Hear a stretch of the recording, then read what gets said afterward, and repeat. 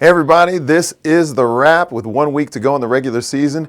Things are really starting to get hot. A couple of divisions already taken care of with minor premierships. We'll mention those, but let's get started with championship men. Norse get a comfortable win over the Illawarra Hawks thanks to Jeremy Hill's 38 points and 15 rebounds, including 5 three-pointers. BNSW's own G-Money Grant was a perfect 3 for 3 in that one. At the Shark Tank, Newcastle were able to pick up the roadie on the back of Justin Hammond's 35 points at 52%. The Central Coast bounced back after last week's disappointing loss. Callum Jenkins was the man for them with 28 points and 13 rebounds. Hills out-hustled Manly, winning the game on the glass 60-35, also getting an extra 15 shot attempts. Bankstown get a road win at Alexandria Stadium. Jason Kadid, 29 points, 11 assists, and his partner on the pick and roll, Nick Pozoglu at 25 points at 55%. Maitland cruised past the Central Coast, shooting 50% from the field as a team. Mitch Router had 29 points and 7 rebounds. Also included in that one, 6 three-pointers. Illawarra had no answer for Jason Kadid, 30 points at 57%, also 9 assists, 5 rebounds, all that while committing no turnovers. All right, with those results, now let's check out and see how it affects the ladder.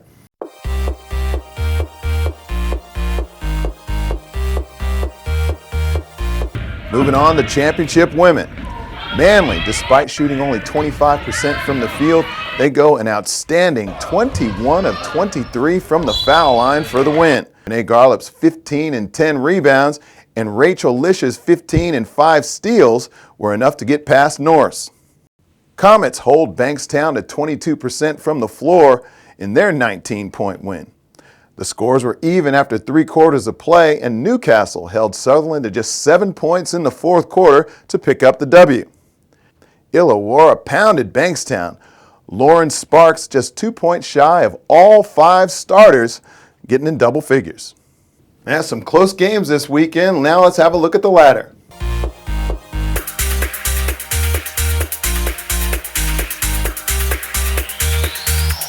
Now Division I men. The Lithgow Lasers have once again shaken up the competition, defeating the Wagga Heat on the road. The 2 American imports have been taking the competition by storm. They went head-to-head on the weekend, with Gage Day just getting on top of his fellow international Isaac Mack. While in a result no one saw coming, the St. George Saints defeated the Sydney Uni Linings on the road. The Saints sealing a 3-point victory over their opponents, who at one point in the game led by 10 within the match. Luke Davies for the Saints having the game to remember. The Shoalhaven Tigers' huge victory over the Illawarra Hawks has allowed them to stay in the top 4 in their pool, with Jackson Weeks best on court for the home side. Meanwhile, the Central Coast Crusaders' victory over the Maitland Mustangs. In remaining matches, Queanbeyan and Coffs Harbour were able to get the job done at home, with the Jets and Hunters picking it up on the road. Now let's see how the ladder falls in this division.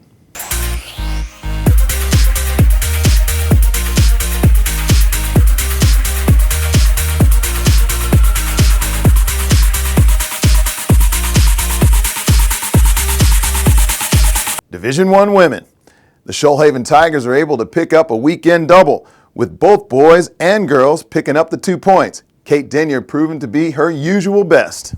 While the Wagga Heat will finish the regular season as minor premiers after getting the job done on the road over the weekend, cracking the century. The rest of the weekend saw Newcastle and Coffs Harbour picking up the 2 points over the weekend, with the Suns also scoring over 100. Now, some close games this weekend. Now let's have a look at the ladder.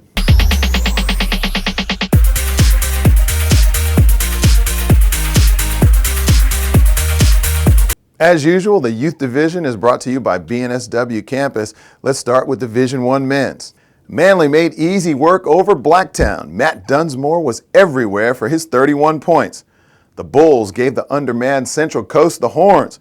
Cooper Wilkes led with 23 points, while Zach Pitt and Clayton Carfino had a pair of 17s. The Comets remain the team to beat, picking up their 5th straight win over Bankstown. Norse destroyed Mossvale. The Bears scored a whopping 98 points in the last 3 quarters of that game. Maitland win a close one at home over the Central Coast. The Crusaders have now dropped their last 3 games. The Penrith Panthers had 9 players hit the score sheet and beat the Seagulls, who were on a 3-game winning streak. And Sutherland's 26 points in the first quarter was enough to have Newcastle never get back into the game. That's some close games this weekend. Now let's have a look at the ladder.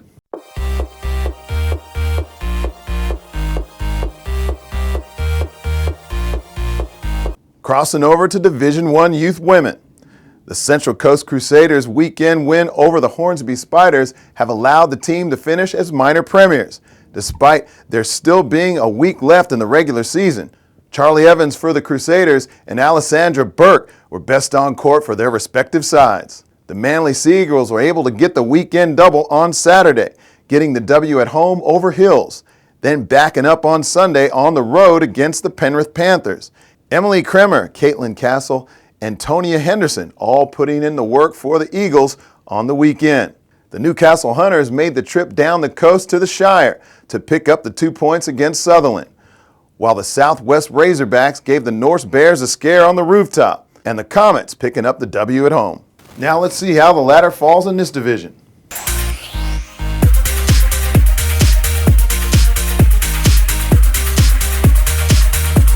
Division II Youth Men's. The Central Coast Wave have finished the 2016 season as minor premiers, thanks to the win over the Hornsby Spiders over the weekend. The Waves with 5 players in double figures, although no one could stop Ezra Gansvarut.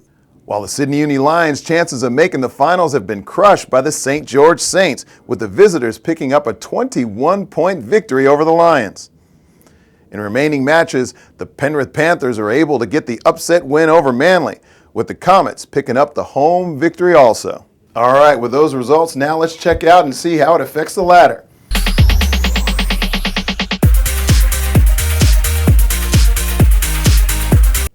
Thanks to our good friends at mvponline.com.au. These are the nominees for this weekend's action. For the ladies, from the Newcastle Hunters Championship women's side, Susanna Wellesley. And from the Youth League women's, Manly's Caitlin Castle. For the fellas, from Division I men's, Isaac Mack from the Lasers and Matt Dunsmore from Manly. Make sure you get your votes in on who you think should win.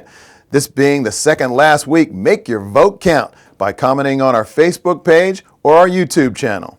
Thanks to your votes last week, the winners were Carly Grayson from the Maitland Mustangs and Brendan Crompton from the Sutherland Sharks. With 1 week left in the regular season and so many teams having the ability to win it all, will making it to the finals be easy? No. Will winning it be worth it? Absolutely. See you next time.